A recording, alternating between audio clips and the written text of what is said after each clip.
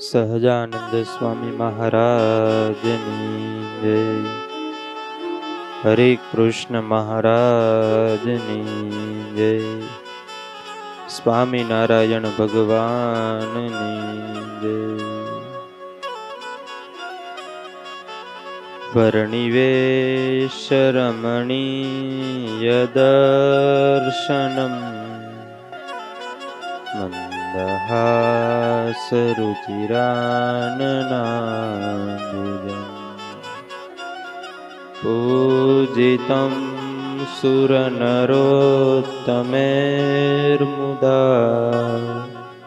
ધર્મનંદનમહં વિચિંતયે.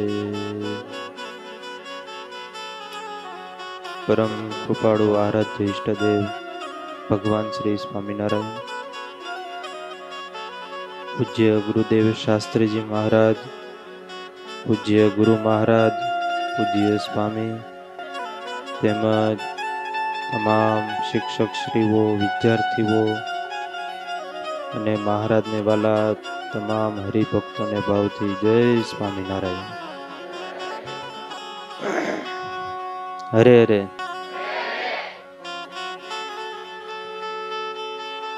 શ્રીમદ ભાગવત મહાપુરાણને હૃદય પટલ ઉપર વિરાજિત કરી દિવ્ય ભાગવતની મોક્ષ ગાથા એમનું આપણે શ્રવણ કરી રહ્યા છીએ. સુખદેવજી મહારાજ એ શ્રીમદ ભાગવત એમનો અભ્યાસ કરીને પરમ વક્તા તૈયાર થયા છે. એક સરસ સાખી લખાણી છે સાહિત્યની અંદર. નામ રહંતા ઠકરા નાના નહીં રહંત, કીર્તિ કેરા કોટડા પાયડા નહીં પડંત.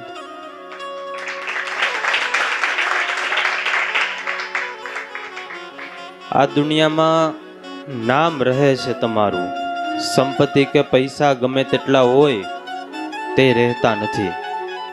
તમારું નામ રહે છે અને તમારા નામને લોકો ગમે એટલી, તમારી કીર્તિને, તમારી નામને, પ્રશંસાને ગમે તેમ લોકો ગમે તેટલા હથિયાર લઈને આવે તો પણ કઈ ફેર પડે નહીં. પણ એ નામના પ્રશંસા, કીર્તિ એ કમાવી ખૂબ જરૂરી છે અને પાછી અઘરી પણ છે.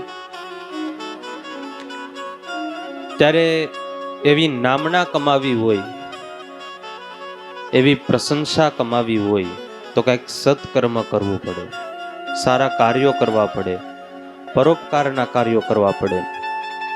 અને આજે જે લોકો ધર્મને માટે, સમાજને માટે, પરિવારને માટે, આ દેશને માટે સત્કર્મ કરે, સારા કાર્યો કરે, એને લોકો યાદ કરે. બાકી ગમે તેટલી સંપત્તિ વાળા હોય તોય આજે લોકો કોઈ એને યાદ કરતા નથી.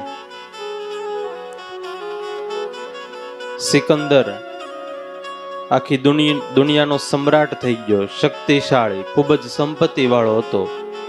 છતાં પણ આખી સભામાંથી કોઈને ખબર નહીં હોય એની કબર ક્યાં આવી, કોઈને ખબર નહીં હોય ક્યાં એનું મૃત્યુ થયું.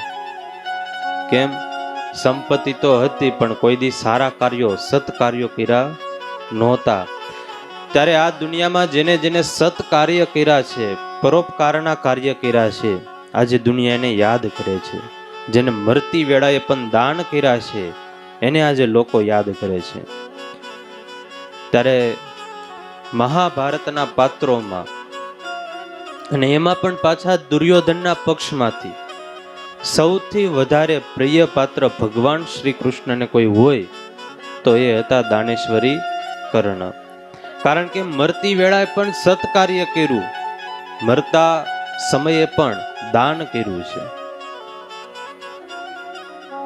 આમ તો જ્યારે ભગવાન આવ્યા હતા હસ્તિનાપુર, વિદુરજીને ત્યાં જમવા માટે જવાનું હતું, એટલે દુર્યોધને કીધું કે જો તમે કહેતા હોય તો તમારી સાથે આવું, અથવા તો મારા કોઈ સૈનિકોને મોકલું કે વિદુરજીનું ઘર તમને બતાવી જાય.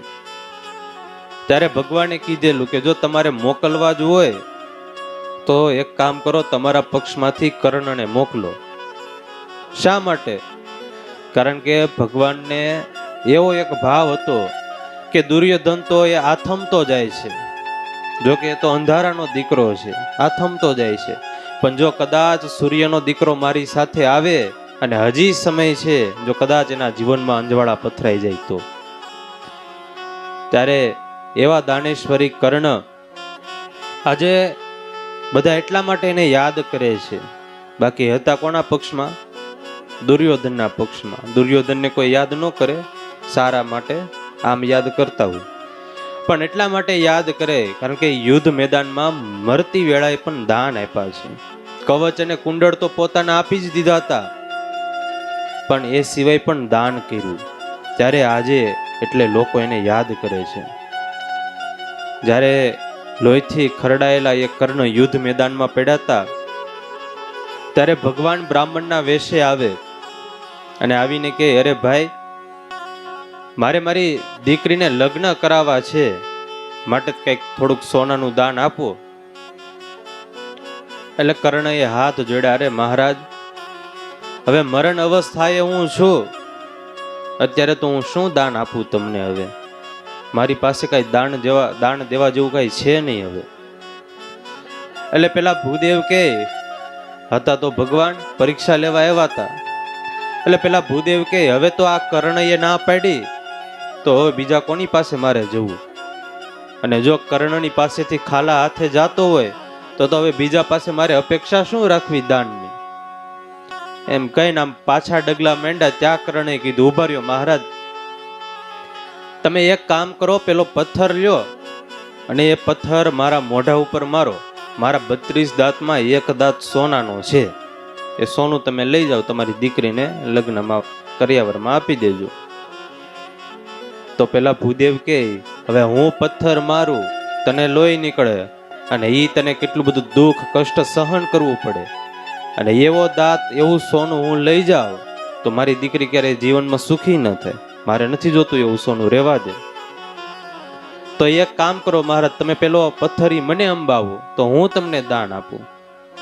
તો ભૂદેવ કે હું પથ્થર અંબાવું તો એ તે દાન દીધું ન કહેવાય, એ તો તે મારી પાસેથી કામ કરાવ્યું ને એની મજૂરી દીધી કહેવાય. કર્ણે વિચાર કર્યો, હવે પથ્થર તો અંબાવશે નહીં. લોહીથી લથપથતો ખરડાયેલો એ કર્ણ ઢસડાતો પથ્થર પાસે જાય. પથ્થર હાથમાં લઈ અને પોતાના મોઢા ઉપર પથ્થર મારે અને સોનાનો દાંત આપે, લ્યો આ સોનાનો દાંત. તો કે આવો અપવિત્ર દાંત મારે નથી જોતો. હવે પથ્થર નો અંબાવ્યો, એ તો કઈ ધનુષ તો અંબાવે નહીં. કર્ણ પછી ધનુષ પાસે જાય, ઢસડાતો હાથમાં ધનુષ લે, ગુરુદેવના મંત્રને યાદ કરે અને માનસી ગંગાને પ્રગટ કરે યુદ્ધ મેદાનમાં. પછી એમાં દાંત ધોઈને એ સુવર્ણનું દાન આપે. ત્યારે મરતી વેળાએ પણ, અંતિમ સમયે પણ દાન આપ્યું, એટલે આજે લોકો એને યાદ કરે છે.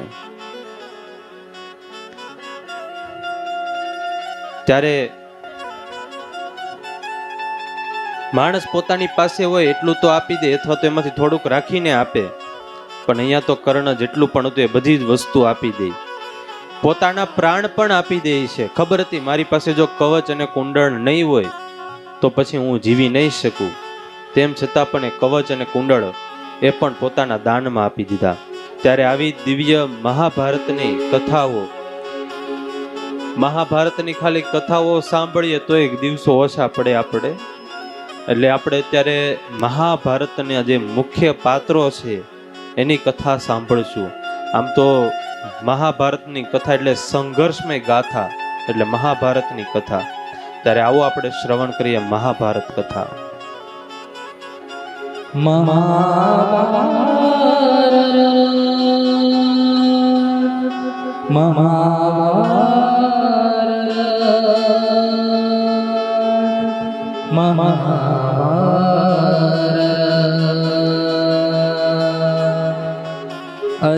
श्री महाभारत कथा, श्री महाभारत कथा।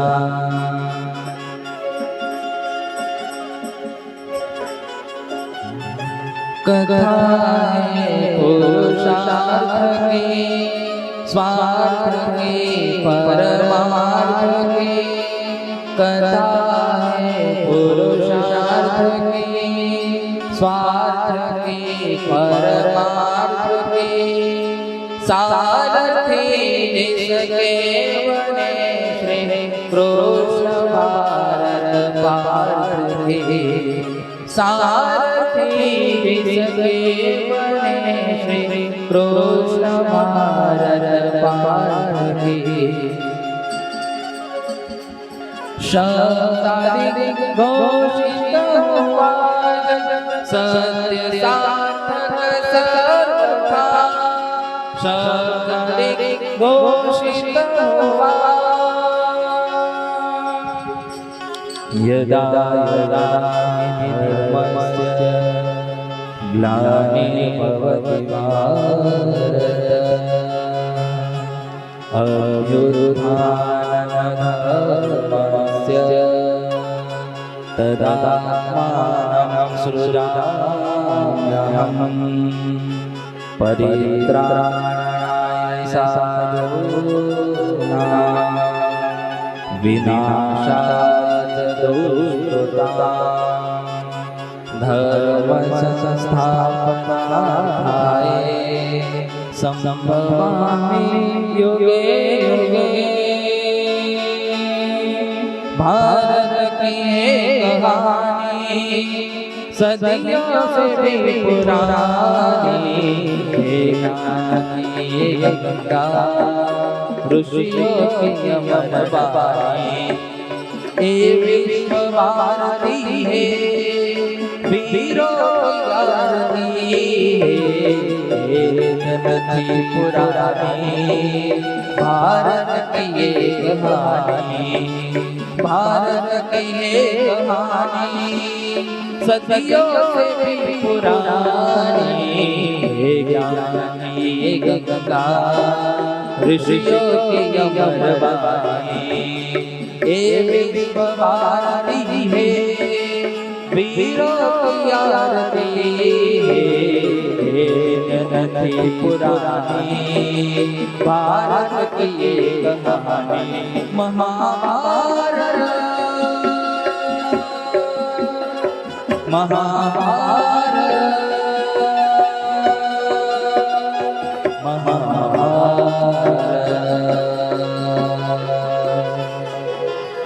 वचन दिया सो जा नहीं। होगा क्या परिणाम। सोच समझ कर जीवन में हर आश रही श्वास से। धीरज नाशी मांग मिले मोती ना। मांग मिले ना सीखे बीते युगों से। नए युग का करे स्वागत। करे स्वागत। करे स्वागत। करे स्वागत।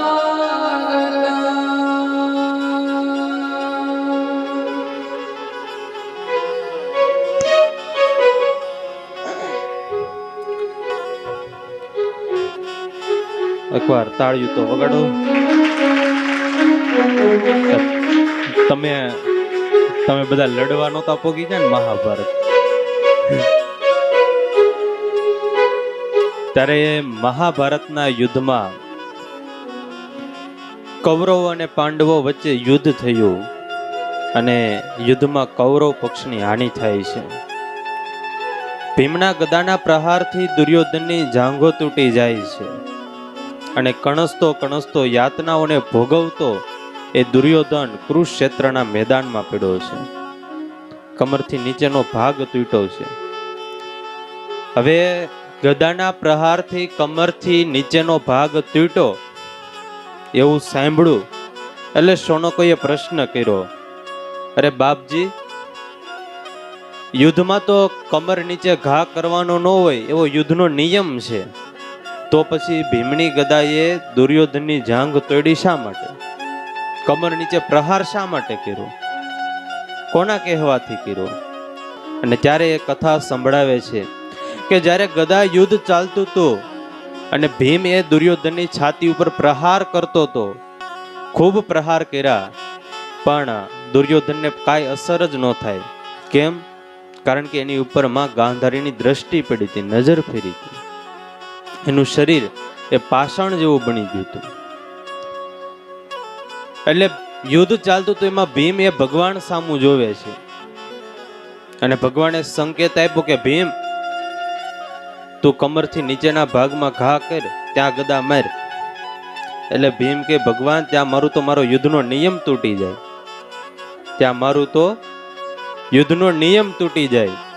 એટલે ભગવાન કૃષ્ણ હસતા હસતા કે તું હું કહું એમ કે નકર હમણાં તું તૂટી જાય.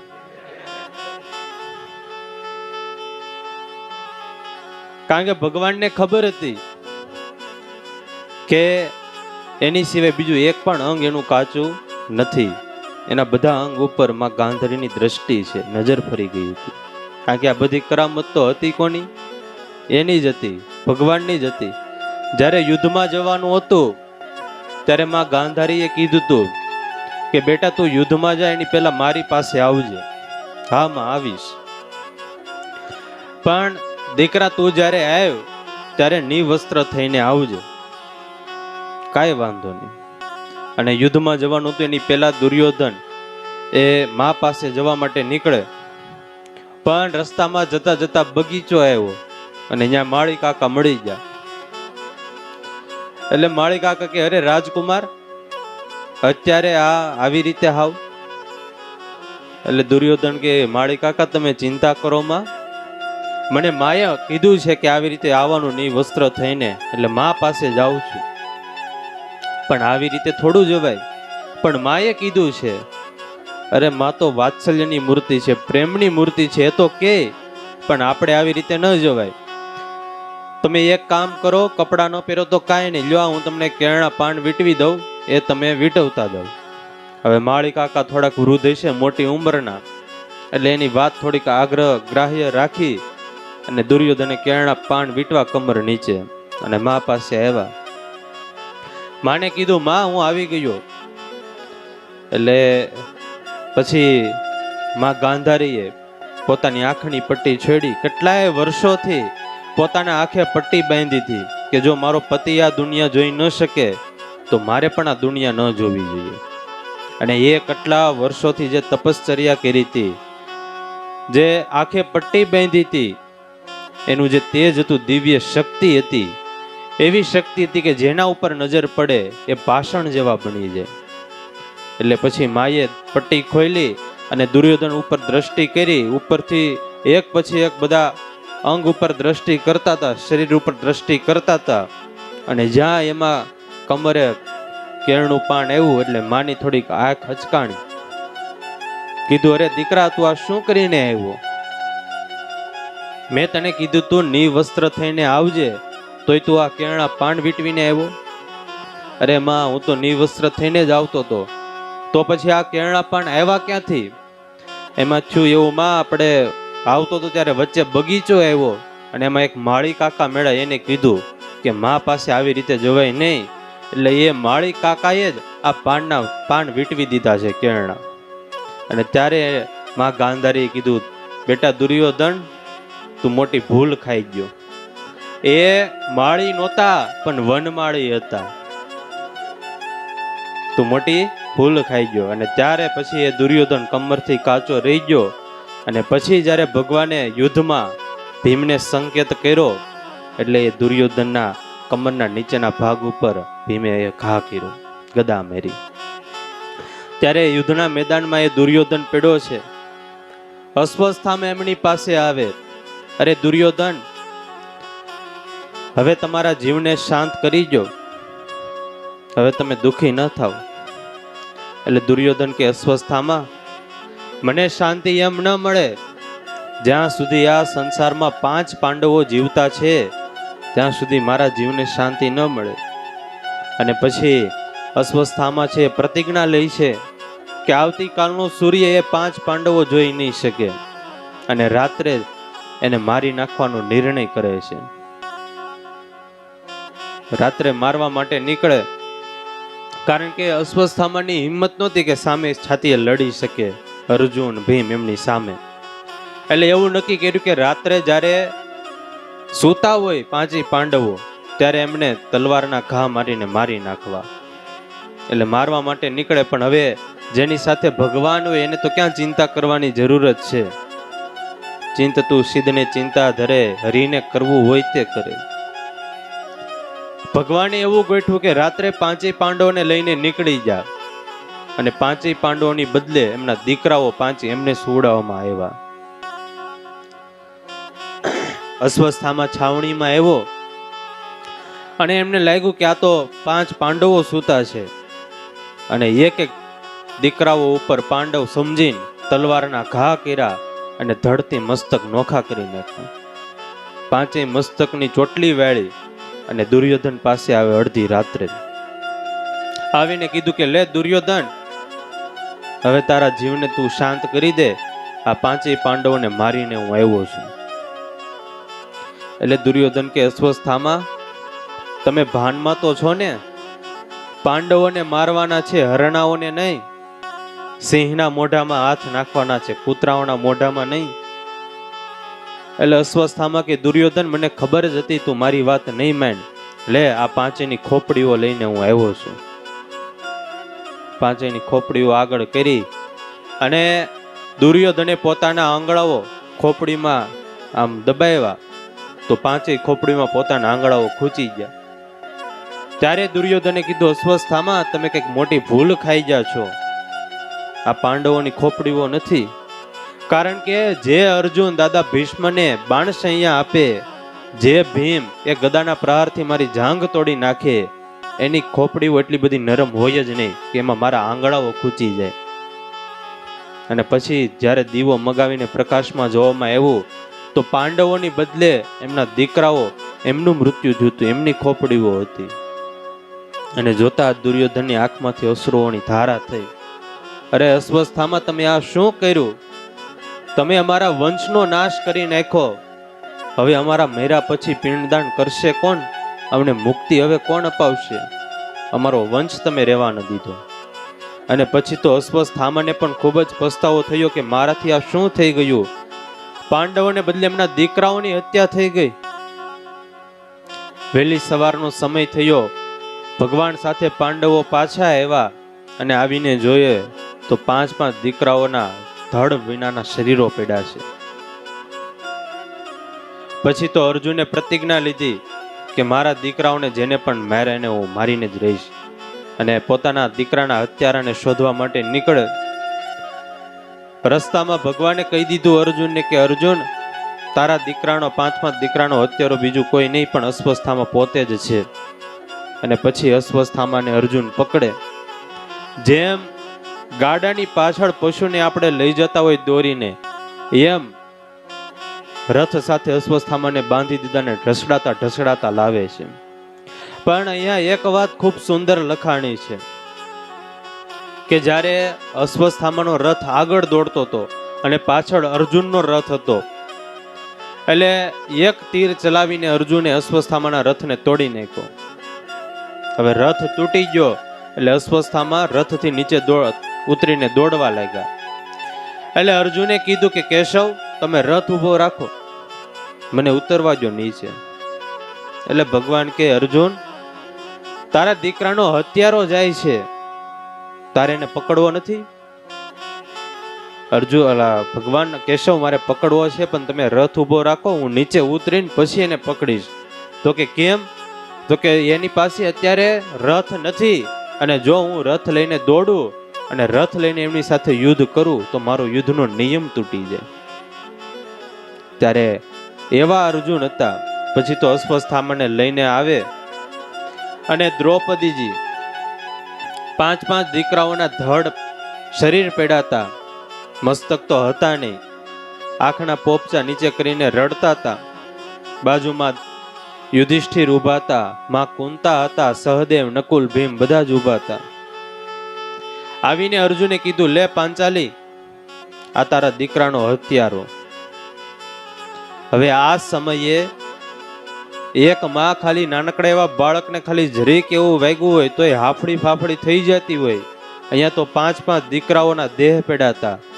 હવે એ સમયે દ્રૌપદી એ આ અસ્વસ્થામાં સાથે શું કરશે એ જોવા માટે સૌથી વધારે કોઈ ઉત્સુક હોય તો ભગવાન કૃષ્ણ હતા કે અત્યારે આ દ્રૌપદી કરશે શું.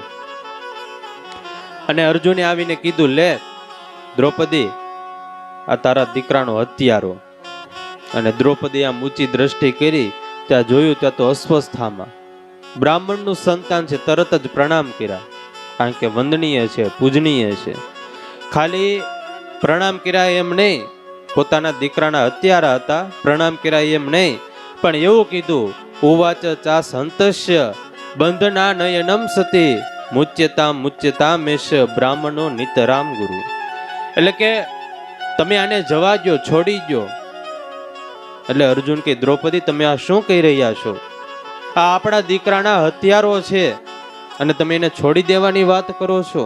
તો કે હા, આ બ્રાહ્મણ છે, ભૂદેવ છે. બ્રાહ્મણ છે, ભૂદેવ છે એમ નહીં, તમારા ગુરુનો દીકરો છે.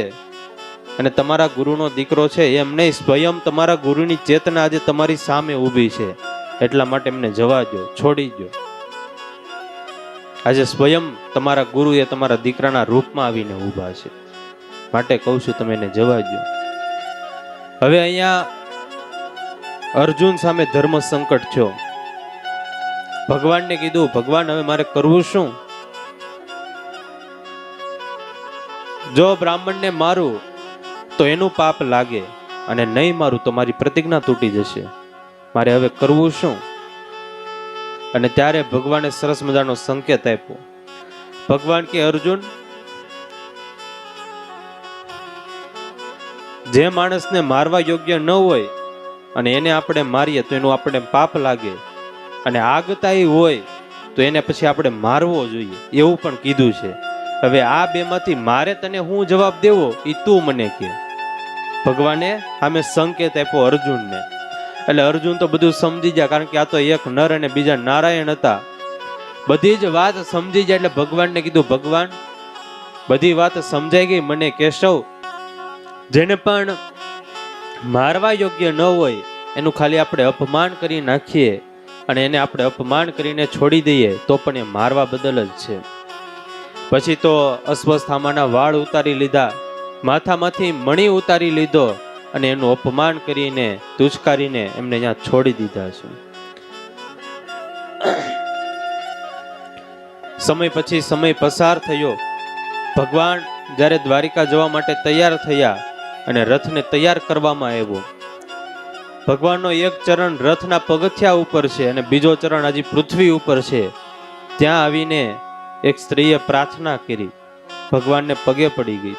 અને એ સ્ત્રી એટલે બીજું કોઈ નહીં પણ અભિમન્યુની વિધવા પત્ની ઉત્તરા હતી. આવીને ભગવાનને પ્રાર્થના કરી, પાહી પાહી મહાયોગીન દેવ દેવ જગતપતે નાન્યમ ત્વદ ભયમ પશ્યે યત્ર મૃત્યુ પરસ્પર. પ્રભુ, મારું મૃત્યુ થાય તો ભલે થાય, પણ મારા ઉદરમાં જે બાળક છે એમની તમે રક્ષા કરો. આ દુનિયાનો નિયમ છે કે જન્મ અને મરણ એ તો નિશ્ચિત છે. મને મારું મૃત્યુ થાય ભલે થાય, પણ મારા ઉદરની અંદર જે સંતાન છે, જે બાળક છે, એને તમે બચાવી લો.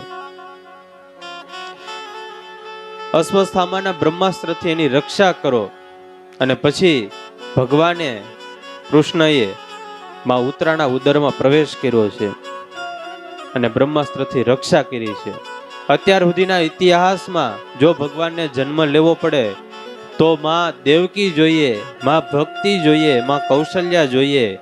ભગવાનના ભક્ત હોય, સુનીતિ હતા તો એને ભગવાનના ભક્ત ધ્રુવજીને જન્મ આપ્યો. કયાદુ હતા તો એને ભગવાનના ભક્ત પ્રહલાદજીને જન્મ આપ્યો. ત્યારે માં કા ભગવાનના ભક્તને જન્મ આપી શકે પણ અત્યાર સુધીના ઇતિહાસમાં માત્ર એક વાત એવી કહેવાય કે માં ઉતરા એવા થયા કે જેને પોતાના ઉદરમાં ભગવાન અને ભગવાનના ભક્ત બંનેને એક સાથે રાખ્યા.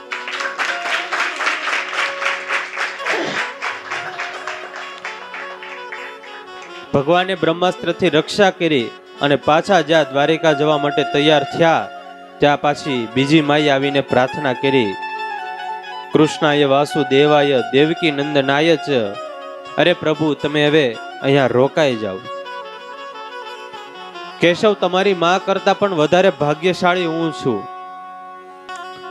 એટલે ભગવાને માં કુંતાને પૂછ્યું, ફઈબા તમે કેમ વધારે ભાગ્યશાળી?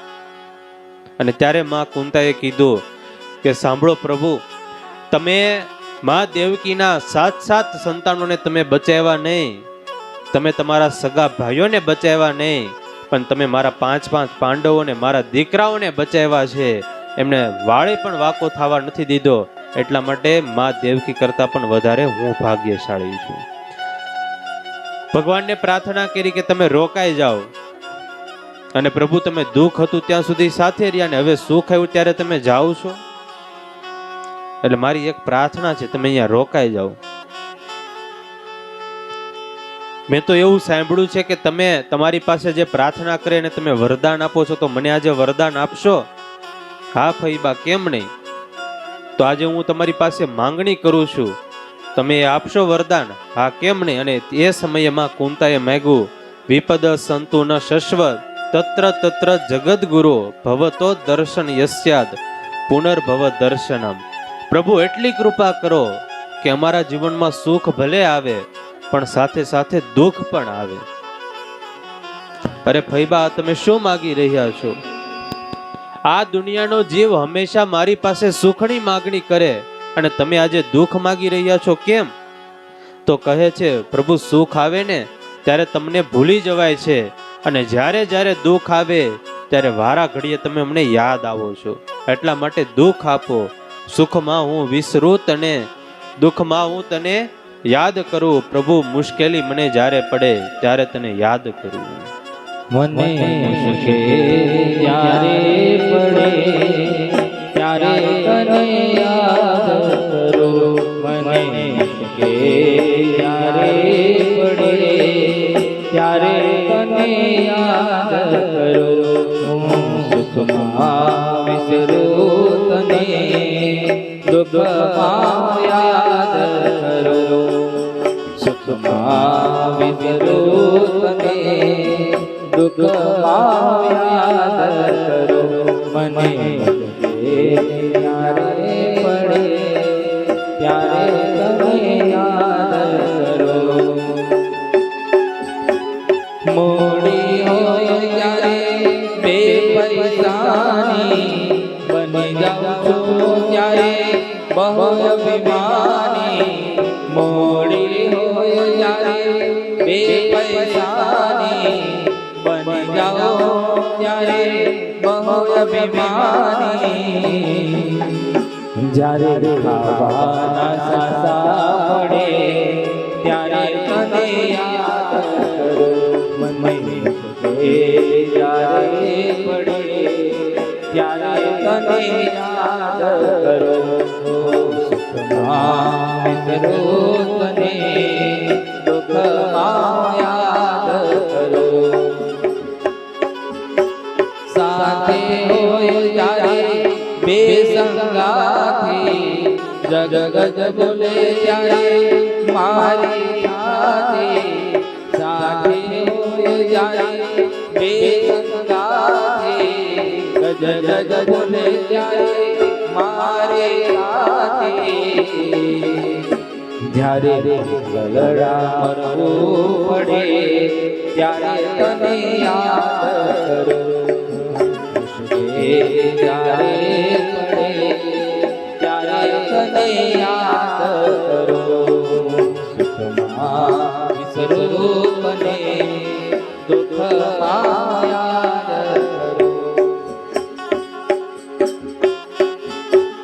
યૌવન જ્યારે હવે અંગમાં છલકે, પાપ કરતા મારું મનડું મલકે. યૌવન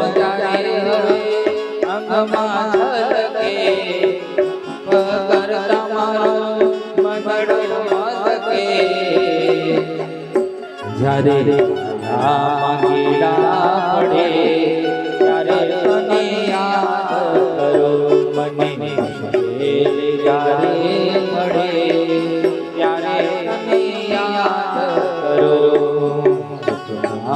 વિસરો તને દુઃખમાં યાદ કરો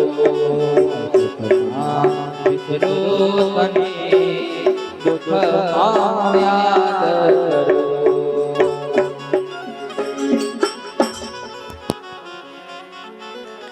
માં કુંતાએ પ્રાર્થના કરી, પ્રભુ રોકાઈ જાઓ, પણ ભગવાન માનતા નથી. 5 પાંડવો, દ્રૌપદીજી બધાએ પ્રાર્થના કરી અને અંતે પ્રભુ રોકાણા છે. પણ કોના માટે રોકાણા? કોની પ્રાર્થનાથી રોકાણા? ભગવાનને વચન યાદ આવ્યું છે કે મેં દાદા ભીષ્મને એક વચન આપ્યું હતું કે દાદા તમારા અંતિમ સમયે હું તમારી સામે આવીશ, અને એ દાદા ભીષ્મને મુક્તિ અપાવવા માટે પ્રભુ રોકાણા છે. પછી ભગવાન યુદ્ધ મેદાનમાં દાદા ભીષ્મ પાસે આવ્યા ને કહ્યું, દાદા હવે તમારા મૃત્યુને બોલાવી લ્યો. અને ત્યારે દાદા ભીષ્મ કે પ્રભુ મારું મૃત્યુ હજી એમ ન આવે, હું એક કુંવારી દીકરીનો બાપ છું, મારે મારી દીકરીને પરણાવી છે, લગ્ન કરાવવા છે એમના, અને એ પણ પાછા તમારી સાથે કરાવવા છે. એટલે ત્યાં ઊભા થઈ બધાને તો આશ્ચર્ય છું કે દાદા ભીષ્મે તો પોતાના પિતાજીના સુખ માટે આજીવન બ્રહ્મચર્ય રાખ્યું, અને એ દાદા ભીષ્મ એમ કે મારી દીકરીને પરણાવી છે. પછી દાદા ભીષ્મએ કીધું કે પ્રભુ મારી આ મતિરૂપી બુદ્ધિરૂપી જે કન્યા છે એ આજી કુંવારી છે, એને મારે તમારી સાથે પરણાવી છે. અને પછી ભગવાને દાદા ભીષ્મની મતિ જે બુદ્ધિ હતી એને પોતાના સ્વરૂપમાં એકાગ્ર કરાવી. દાદા ભીષ્મનું પ્રાણ પંખીડું ઉડ્યું અને દાદા ભીષ્મ એ ભગવાનમય બની ગયા. બીજી બાજુ ઉત્તરાણા ઉદરમાંથી બાળકનું પ્રાગટ્ય થયું, અને એ બાળક એટલે બીજું કોઈ નહીં પણ આ ભાગવતના પરમ શ્રોતા એવા રાજા પરીક્ષિત હતા. ચારે બાજુ નગરમાં જય ઘોષ થયો. બ્રાહ્મણોને બોલાવીને જન્માક્ષર જોવામાં આવ્યા, અને જ્યારે બ્રાહ્મણોએ જન્માક્ષર જોયા એટલે રાજા યુધિષ્ઠિરને કીધું કે રાજા, જન્માક્ષર જોતા તો એવું લાગે છે કે બ્રાહ્મણના શ્રાપથી આ તમારા દીકરાનું મૃત્યુ થશે. એટલે રાજા યુધિષ્ઠિરે કીધું, ભૂદેવો તમારે જપ કરવા પડે તો જપ કરો, યજ્ઞ કરવા પડે તો યજ્ઞ કરો, તપ કરો, જોઈએ એટલું દાન કરો, પણ બ્રાહ્મણના શ્રાપથી મૃત્યુ ન થાય એવું તમે કંઈક કરો. અને ત્યારે ભૂદેવે કીધું કે રાજા તમે ચિંતા કરો માં, બ્રાહ્મણના શ્રાપથી મૃત્યુ થશે તો પણ એ બ્રાહ્મણનો શ્રાપ એ તમારા આ દીકરાને, આ તમારા સંતાનને ભગવાનના પરમ એકાંતિક ભક્ત બનાવશે, માટે તમે ચિંતા કરો માં. અને પછી સમય પસાર થયો. વિદુરજી પાછા આવ્યા છે. આવીને માં ગાંધારી અને ધૃતરાષ્ટ્રને ઉપદેશ કર્યો કે હવે તમે ઘર પરિવાર બધી સંસારની જવાબદારીઓ છોડીને ભગવાનનું ભજન કરો. અને ધૃતરાષ્ટ્ર અને માં ગાંધારી બંને ભજન કરવા માટે નીકળી જાય. એમની પણ ઉંમર થઈ અને એમને પણ ભગવાન એમને પોતાના ધામમાં લઈ ગયા. આ બાજુ પાંડવોને સમાચાર મળ્યા કે હવે ભગવાન આ પૃથ્વી ઉપર રહ્યા નથી, એટલે એ પણ બધું જ રાજ્ય એ રાજા પરીક્ષિતને સોંપીને હિમાલયના માર્ગે હાટ ગાળવા માટે નીકળી જાય છે. ઘણો સમય પસાર થયો. પછી એક દિવસ પરીક્ષિત મહારાજા એ વનમાં નીકળે છે, અને રસ્તામાં ત્યારે એને એક દ્રશ્ય જોયું. કલી સાથે એમનું મિલન થયું. એક કાળો પુરુષ એ બળદને મારતો હોય છે. 3 પગ તો એના તોડી નાખાતા, અને 4થો પગ એ તોડવાની તૈયારીમાં હતા. બાજુમાં ગાય બેઠી હોય, બેઠા બેઠા રડતી હોય. અને આ દ્રશ્ય જોયું એટલે રાજા પરીક્ષિતે તરત જ રથ ઉપરથી ઉતરીને તલવાર ખેંચી, અને ત્યારે એ કળી જે કાળો પુરુષ હતો એ રાજા પરીક્ષિતના ચરણમાં પડી ગયો, પગમાં પડી ગયો કે રાજા હું તમારા શરણે જાઉં છું કે તમે મને આમાંથી બચાવો, મુક્તિ અપાવો. રાજાનો નિયમ હોય, ધર્મ હોય કે કોઈ એના શરણે આવે તો એમની રક્ષા કરવી. એટલે પછી પરીક્ષિત રાજાએ કીધું કે તમે અમારા નગરમાં કરી શું રહ્યા છો? ત્યારે ગાયે કીધું કે જે આ તમે કાળો પુરુષ જોવો છો એ કળયુગ છે, અને અત્યારે હવે એનો સમય આવ્યો છે. સતયુગ, દ્વાપર અને ત્રેતા ત્રણેય યુગનો અંત થયો અને હવે કળયુગનો સમય આવ્યો છે. એટલા માટે એને હવે 3 પગ તોડી નાખ્યા છે અને ચોથો પગ ધર્મ એમને આધારે હવે આ કળયુગે ઊભો છે. ભગવાનની પૂજા કરવી, સત્ય, તપ, આ 3 પગ એને તોડી નાખ્યા છે. ગાયે કીધું હું પૃથ્વી છું અને હવે આ કળયુગની શરૂઆત થઈ એટલે પાપનો ભાર ધીરે ધીરે મારા ઉપર વધશે, એટલે હું દુઃખી છું, હું રડી રહી છું.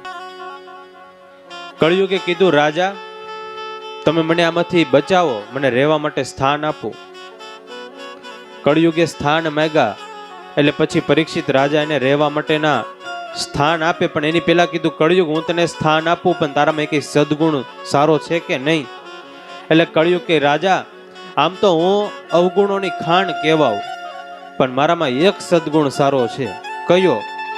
તો કે એ સદગુણ એવો છે કે સતયુગ, ત્રેતાયુગ અને દ્વાપર યુગમાં કોઈ ભગવાનનું ભજન કરે, તપ કરે, કેટલી બધી સાધના કરે અને પછી એને ભગવાન પ્રાપ્ત થાય, એ મારા યુગમાં ખાલી ભગવાનનું નામ લે તો સહેલાઈથી એને થોડાક જ સમયમાં ભગવાનની પ્રાપ્તિ થઈ જાય.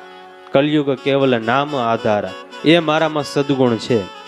પછી રાજા એ સદગુણના આધારે કળયુગને રહેવા માટે સ્થાન આપે અને 4 સ્થાન આપ્યા.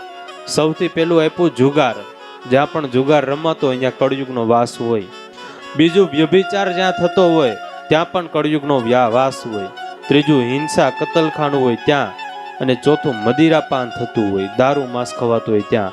આ 4 જગ્યાએ કળયુગને વાસ આપ્યો. એટલે કે કળયુગે કીધું રાજા મારો પરિવાર બહુ મોટો છે, આ 4 સ્થાન તો મારા હજી નાના પડશે, હજી મને વધારે મારો પરિવાર સમય એવું મોટું સ્થાન આપો. અને એ સમયે પરીક્ષિત રાજાએ કીધું કે જાઓ આજથી તમારો સુવર્ણમાં વાસ. સુવર્ણ એટલે સોનું, પણ કેવું સોનું?